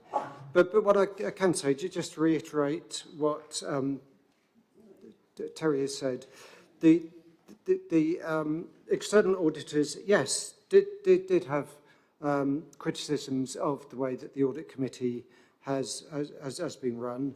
And so, as a result of that, we engaged external help, external consultants, and have now made many changes to the Audit Committee, one of which is the introducing of this Governance Assurance Register rather than the Corporate Risk Register. And over the last 2 months of meetings, we have looked at all 12 areas of them. I mean, this isn't a pub quiz. I can't name them all off the top of my head, you know, but they have received scrutiny from the committee, and as part of the transition within the Audit Committee, the steps that have been set out by the external auditor, he says, normally take between 2 to 3 years to implement. Now, obviously, we don't have that time, so we're doing it a lot quicker than would normally be the case. And we are making progress. The last external audit noted the progress being made by the Audit Committee, and that improvement is continuing. And I'm sure when it comes to the audit for the year 25-26 and indeed 26-27, then they will note how transformed the Audit Committee has been. Thank you. Thank you. We do have the option of suggesting governance assurance areas that we would like to hear from in future. I'm going to be cheeky and go first and say I'd like to hear about number 7, ensuring we meet our zero carbon targets and wider environmental responsibilities. Councillor Clark, would you like to add one? Yes, Chair. I'd like to nominate number 10, because as was said of Bill Clinton in 1992, it's the economy, stupid. I have concerns. Are you sure it's not number 1 then? Yeah. I have yeah, well, it should be number 1. I have concerns that it's not read, and from what I've heard tonight, talking about the glide path, I'm concerned that as we've passed our last budget, we won't actually be, we won't be judged on a balanced budget or not a balanced budget, and I'm concerned that if the MRP carries on the way that we are, that our glide path will actually hit. We're veering off from the subject matter, but just to be clear, Councillor Clark, you've asked for item 10, which is ensuring effective procurement and contract management arrangements, as opposed to number 1, ensuring an inclusive and prosperous economy. because it is the economy stupid, as you say. Oh, sorry, I've got that wrong. So actually, I was after 8. Ensuring I was looking at the way. Ensuring the council's financial management and long-term planning arrangements are effective to secure financial sustainability. Is that not the item that's been reported on this evening? I think we should be talking about it every time, because going bust. Well, I don't think we can go bust now. I don't think we do a If you want to hear about that again, you can. Bearing in mind, this is the governance assurance structure that we're being educated to. It's not a new report with fresh data. They're not bringing fresh data for you to scrutinise. They're just going to bring you the same example of how the assurance framework is applied. So they're going to bring you the same stuff. Are you sure you want that? I may have got the wrong end of the stick. So, 1 then, please. Okay, so if we can add item 1, and Councillor Williams. Yeah, it's just a correction, and I'm amazed that I'm the person making it. Councillor Saliagopoulos, on multiple occasions, referred to you, Councillor Neil, as a leader of the Lib Dem group. We've got 4 Lib Dems in here. No one actually bothered to point out that Councillor Guali is the leader of the Lib Dem group in the council. Do you actually not know who your leader is? I think there can be 2 misunderstandings in that there can be a leader in the chamber, which I am by default, and then there's a leader to the group, effectively the chair of the group. But I'm happy for you to point out the inconsistency. Thank you. Who's the leader of your group? Right, do we have anyone with a 3rd suggestion for the governance assurance framework? I'd like to suggest number 2, affordable housing, because I think that housing is really important. Okay, Lee, did you want to respond? Yes, sorry, I just need to point out, if you could go to paragraph 2.9 of the report, they're the 9 areas that come under this committee. The housing governance area is overseen by the Community Wellbeing and Housing Committee, and the same as with the economy one would be business infrastructure and growth. So for this committee, there are 9 governance areas listed in 2.9. So if we could select from those, that would be the ones we would. That's within the remit of CPRC. So it's the way this operates. Yeah, apologies, Lee. Sorry, mine's not in there either, is it?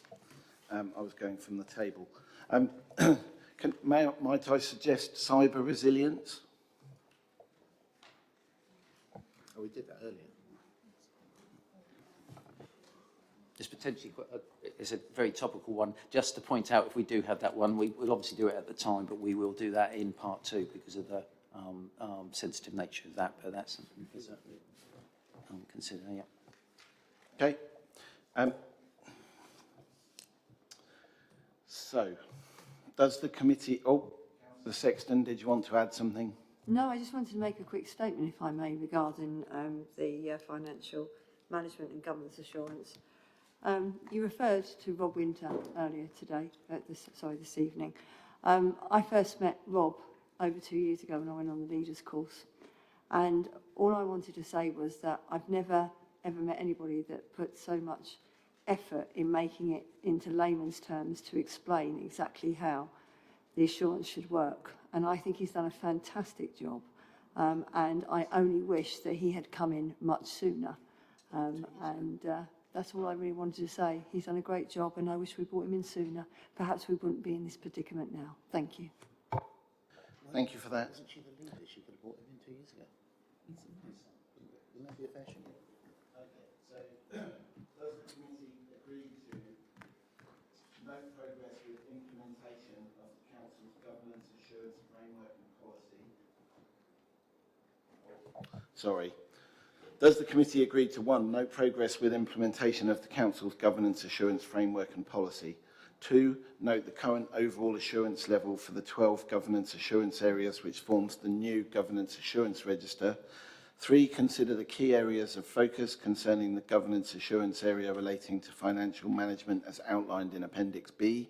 And 4, agree that the reports on cyber security be presented to the committee at future meetings as outlined in paragraph 2.12.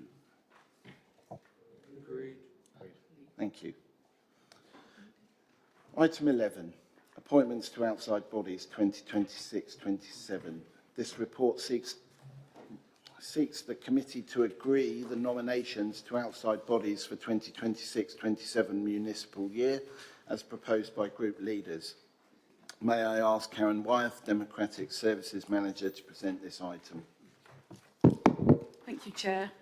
Christine's just in the process of distributing the nominations I received following an email that I sent to all the group leaders. There are a number of organisations which are independent from the council but have an impact on our service areas. In order that the council can maintain effective partnerships with a number of these organisations, representatives of the council, which are normally elected councillors, sit on the various committees and forums responsible for them. These appointments are usually made annually and are now in the remit of the Corporate Policy and Resources Committee, aside from those outside bodies reserved for appointment by council. We're unsure, obviously, post-vesting day, how any of this will be impacted, but at the moment we can only go with 27 nominations. You'll note that some of them are in red. Those that we have received more than one nomination for, we will have to take a vote on to decide which person will be our representative. Those are not in red, by default we can agree, unless anyone else at this juncture wants to put forward any additional nominations. Oh. Councillor Geach. I'm happy to remove myself as a nomination for the Citizens' Advice for Runnymede and Spelthorne. Sorry, what was that? Happy to remove myself as a nomination for Citizens' Advice for Runnymede and Spelthorne. Thank you.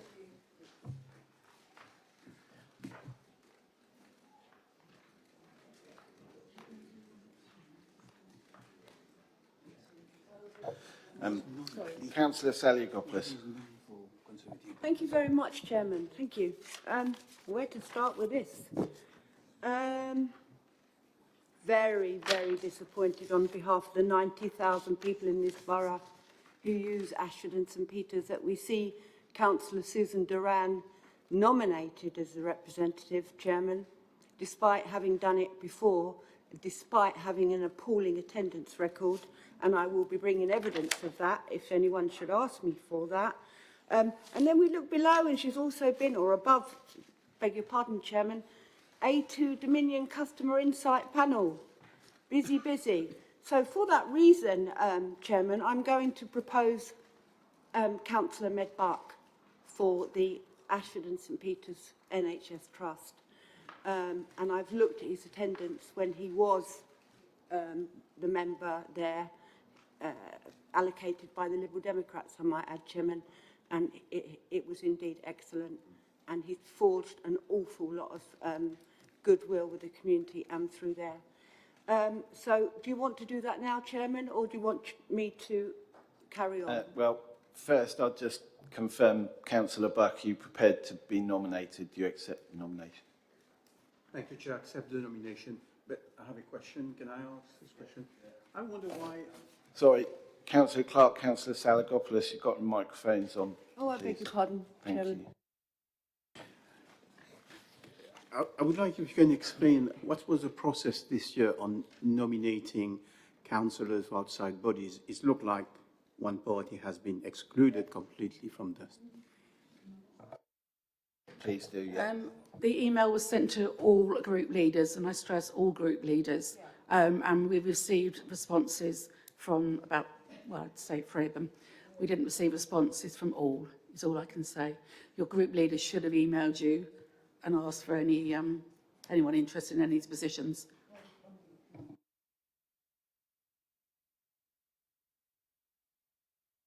Do you want me to carry on, or Well, or do you want to do are you Councillor going to Buck? nominate lots of people? Is that what No, you're no, telling no, me? Chairman, not at all. No, Well, please do talk to the nominations, or, you know, don't... We have a lot to cover. You'll be, the people that are in red, we're going to have a vote on, aren't we? I don't have any comments to make on the others, really. I see that Councillor Gibson is quite busy again, as well as being Deputy Mayor and Chairman of Planning. Wow, good luck to her. Shall I wait? Chairman, do you want me to say who I vote for, or are you going round? We'll conduct the vote momentarily, but thank you for Thank you your very input. much. So, given that we now have a nominee, do we? Right, so as we now have 2 nominations for Ashford and St Peters, we need to ask by show of wave hands. You know what I mean? Okay, so for Ashford and St Peters Hospital NHS Foundation Trust, we have 2 nominations, Councillor S. Doran and Councillor M. Buck.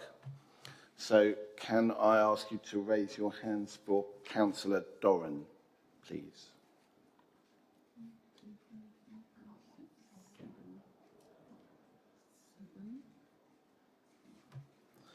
Okay, and for Councillor Buck?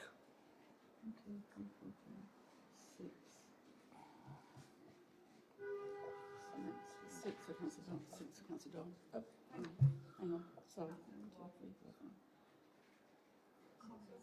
3, 4, 5. So I'm going to... Councillor Don. 7-6. Okay, so... Excuse me, I had my hand up, but you didn't give me an opportunity to speak. Apologies, Karen, sorry. I was actually on the board of St Peters at the same time as Sue Doran. I was an elected person in my own right, nothing to do with the council. She was forever not present. She did not turn up. I was turning round and they are asking me where she is. Well, and I appreciate the input, but since she's not here and has no right to reply, but hang I on a think minute. we're not going to dwell on her performance in the role. Asked my opinion before you took the vote, maybe somebody might have thought, actually, maybe she's finding it a bit too much with all her other thing and age and stuff like that. Well, I can only apologise, Councillor Hawkins. I didn't see your hand. I would have been happy to let you speak. The vote has been taken, so we need to stand by the result. I'm sorry. Councillor Buck. Thank you, Chair. Chair, as it appears that there is a confusion, and what we just heard from Karen, there was email circulated to group leaders, but it appears that we were not informed, or maybe our group leader didn't receive. Had he received, it would have circulated like in the previous year. So looking at this list that we're going to vote today, a lot of bodies has no representative at all, and there's interest. For example, Darren Clark will be interested to be in Surrey Traveller Community Relations Forum. There's other members, and other members would be interested. Why don't we give this opportunity to have a proper list and then vote for it in a democratic way, rather than pushing this forward without, You make a very valid point, Councillor Buck, but I can't be held responsible for your group leader not passing on a communication. He definitely received it. If you wish to make a nomination now, you are allowed to. So should you wish to nominate Councillor Clark for one of these roles, and he accepts, we can do that. Thank you, Chair. I think there will be some few more nominations. Thank you. Do you know which one you'd like to nominate for? Why don't you have a chat while Councillor Turner speaks? Thank you, Chair. I'm sure this has been asked in the past, and some of them, like the Strategic Aviation Special Interest Group, has got a representative and a deputy. We've got people like Councillor Barker and Councillor Beattie, Councillor Beecher, Councillor Grant. Why can't we have a representative and a deputy for more than one of these? Yeah, if you could, Karen, please. Hello, Councillor Turner. We are advised by the organisation/forum whether they will need a representative or a representative deputy. It's not our decision. So, whereas these have just got the one, that's all they're asking for. Okay, thanks. Councillor Williams. Yeah, just as a point of clarification concerning Councillor Buck's comment. I'm looking at an email sent from committee services to group leaders on the 3rd of June requesting nominations for these posts for outside bodies. This was forwarded to me by our group leader a couple of days later. So if anybody didn't receive it, they should probably have a word with their group leader and find out why they didn't send it to them. No, I agree. We shouldn't speculate. Again, Councillor Bortflower is here, has no right to reply, so we shouldn't speculate for his reasons for not passing that on. He may have had good reasons. But are you ready with your nomination now, Councillor Buck? A few more minutes, Chair.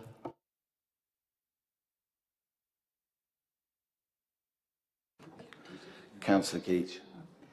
Since there is a deputy available, please may I nominate myself for the Deputy of South East Employers. There's a vacancy there. Yeah, behind Sandra, yeah. You.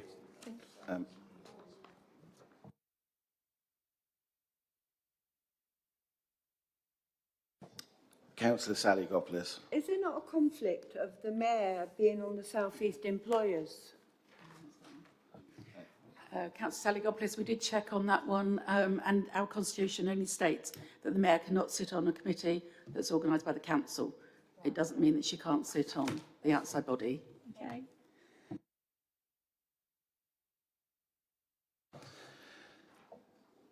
We don't have the luxury of time this evening. Can we get a move on? Do you want to do our nominations? Please. Thank you very much, Chairman. We'll be very quick. South East Employers Deputy. I've got Councillor Medbuck and a deputy on the Ashford St Peters, although there's no actual, well, we've put Med down for that, so we'd better forget that. There is none. I'd like to nominate Councillor Medbuck on the Safer Stronger Partnership Board, please. Almost there. Yeah. I'd like to nominate Karen on the Surrey Traveller. No. Which one? Oh, Karen on the Sustainability and Transportation Plan Stakeholder Reference Group. Can you see that, Chairman, down the bottom? Karen is taking notes yet. Yeah, and just before that, Chairman, on the Surrey Traveller Community Relations Forum, Councillor Clark, who I think would be pretty good at that, actually. Is that about it? Oh, yes, and I wanted to do the Local Authority Aircraft Noise Council, if I may. Maybe that'll keep me quiet for a while. Okay. Did you get that, Karen? I got that. Thank you. And then we've got to vote, haven't we, Chairman, on the others, because you got more than one. Right. Thank you very much.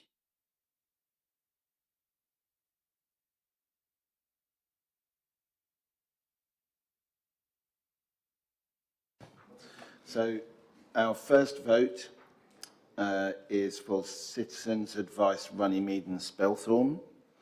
Can I ask for a show of hands in favour of Councillor Beecher?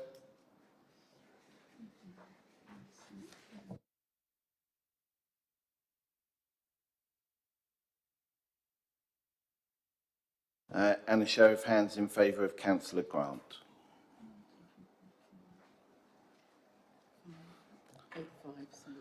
So Councillor Beecher with 8 votes.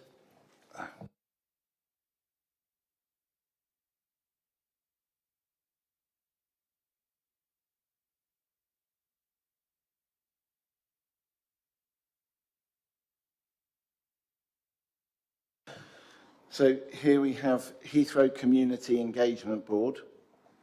Can I see a show of hands for Councillor Giawali, please?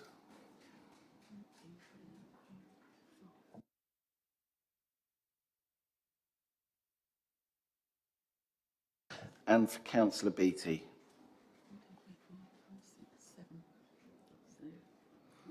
Okay, so that's 7 to Councillor Beattie. He will be the representative there.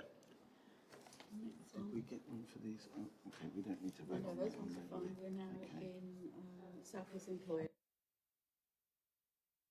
Okay, South East Employers Deputy. We have Councillor Geach and Councillor Buck. Okay. Can I ask for a show of hands in favour of Councillor Geach?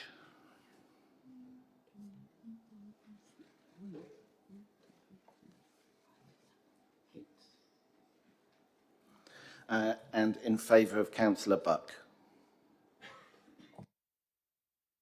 Okay, so Councillor Geach with 8 votes. Yeah, she's on the deputy. And then we go to the Spelthorne Safer Stronger Partnership Board. Okay. We've got 3. This is where it gets interesting. Spelthorne Safer Stronger Partnership Board, we have 3 nominations for this role. So if we start Councillor Barker. Okay. And we'll start with Councillor Barker. Show of hands, please.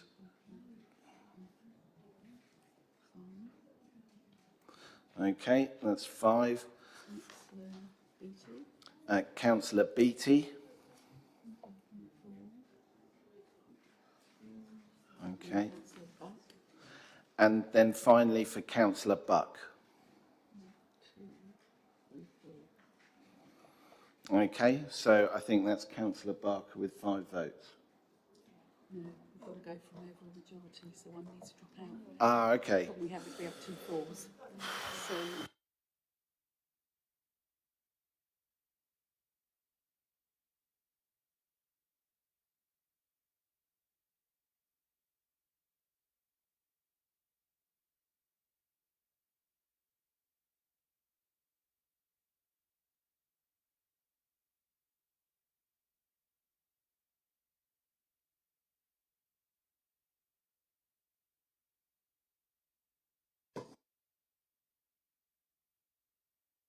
Me. And I nominated Councillor Buck on that, and I got a bit overwhelmed because his name wasn't on it. So if we could run it again, I'd be most appreciative.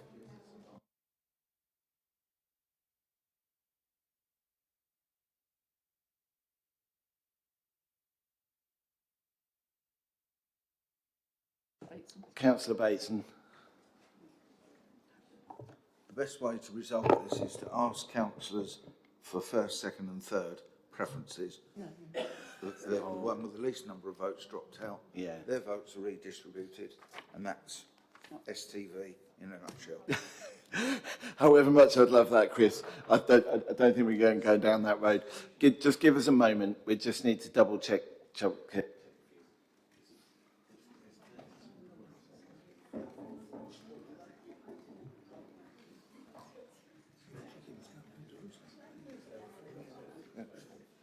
Everybody against you now? Yeah.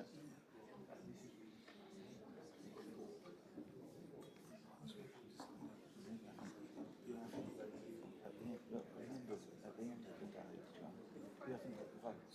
You haven't got the votes in this chamber. So that's the problem.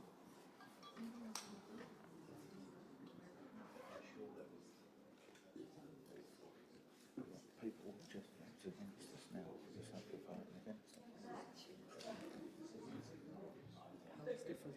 Right, okay, we're going to rerun that. Apologies. We'll start again. Let's start with Councillor Barker. Just to make sure those at the back don't get it wrong, can we have a show of hands for Councillor Buck, please?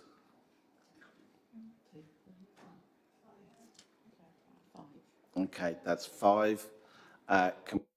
Show of hands for Councillor Barker. That's 4. And a show of hands for Councillor Beattie, which then is also 4. Okay, so Councillor Buck, you have more work to do.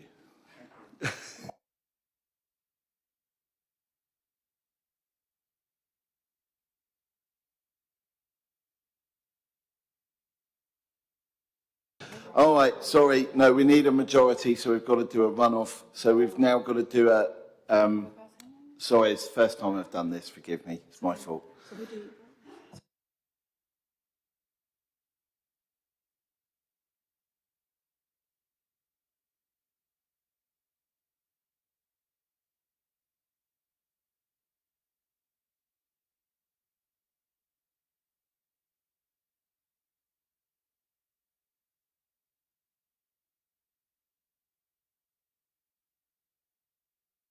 Very shortly, yes, I am in support of that. Let's just get this item finished, please.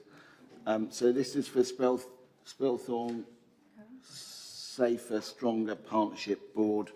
I'm told that because we have equal second place councillors, that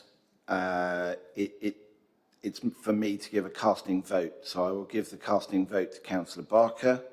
So we now have to do a second round of votes, okay, for between Councillor Buck and Councillor Barker. Apologies, I've made a mess of that.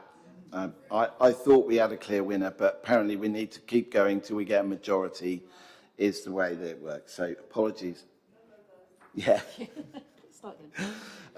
So let's, we'll start with Councillor Buck again. Can we have a show of hands for those in favour of Councillor Buck?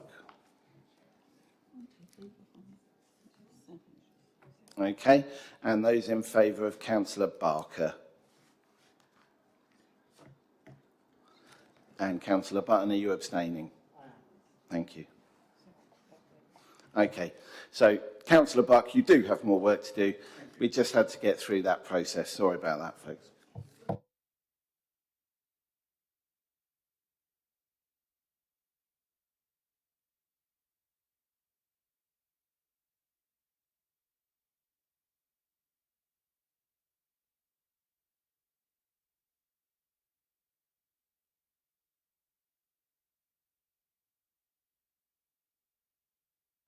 So we now have no contested nominations.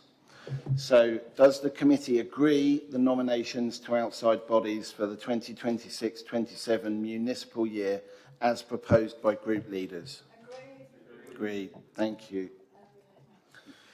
Okay, I suggest we do have a break at this point. Thank you.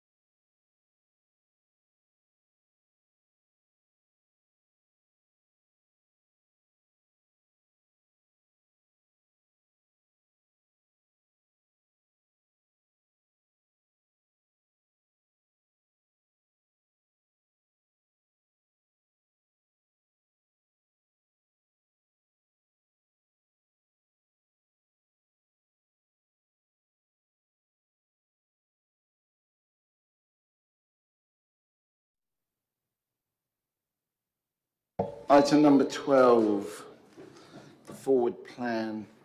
I actually was going to bring something up on this, but perhaps I'd better read the stuff first. Oh, well, there isn't any intro. I was just going to say, when I had a look at the forward plan, I believe it was Councillor Sexton last time made a point about monthly KPI reports. I didn't notice any amendment to the forward plan on that. Should there be? So can we, I appreciate perhaps, you know, we're not going to meet in August, so it perhaps doesn't matter too much this month, but can we adjust the forward plan to account for the monthly KPI report which was requested? Okay. Does the committee agree to note the forward plan for future committee business? Thank you. Item 13, exclusion of public and press. We will now move into part 2 to deal with exempt business. As we will be discussing private information, we will need to formally agree to exclude the public from this meeting. May I have a proposer to move the exclusion of the press and public for this discussion in view of the likely disclosure of exempt information within the meaning of paragraph 3 of part 1 of Schedule 12A of the Local Government Act 1972? Thank you, Councillor Bateson.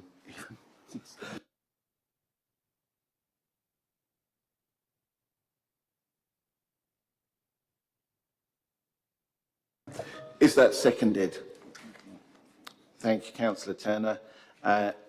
Thank you, Councillor Saliagopoulos. Just Chairman, go on if you'd like to speak, yes. Yeah, I don't agree with it. I'd like it noted in the records, please, that I am not agreeing for it to go into part 2.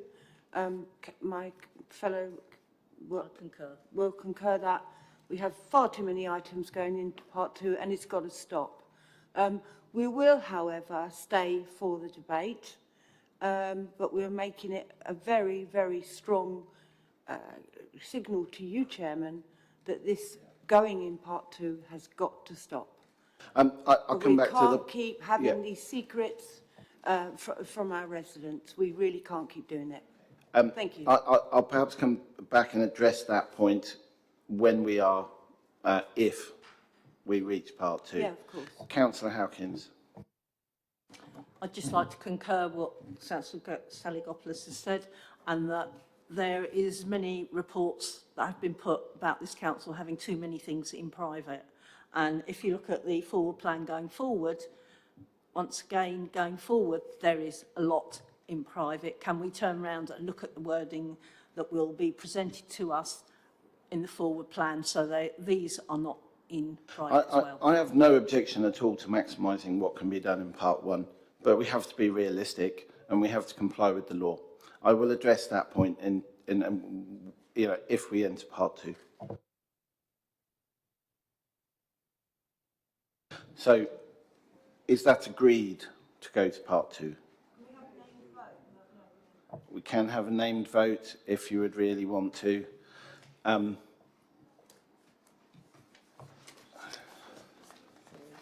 That's all right.